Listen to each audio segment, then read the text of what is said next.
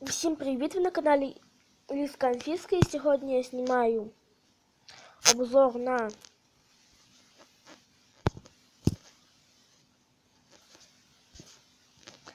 таку гру, як Talking Cat. У нас іде загрузка.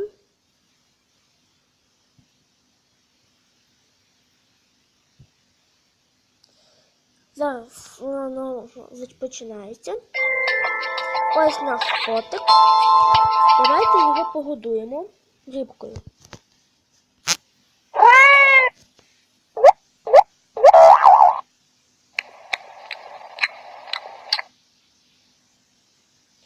Нехай давайте, що це за функція. Ця мишка налякала котика.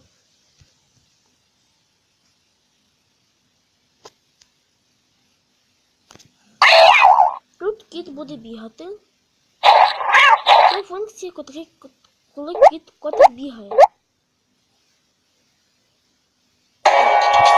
Зачекайте. Ось, зараз він буде пити молоко.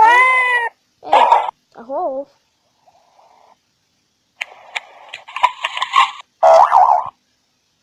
Щось із грону, так і що?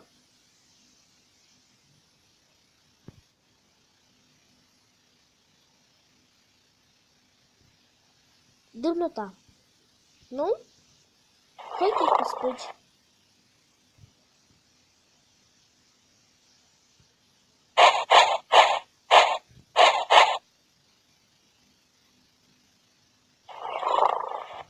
Робимо ще раз молоко давати.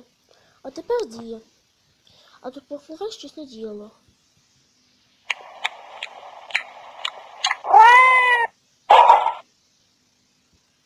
Ось кіт.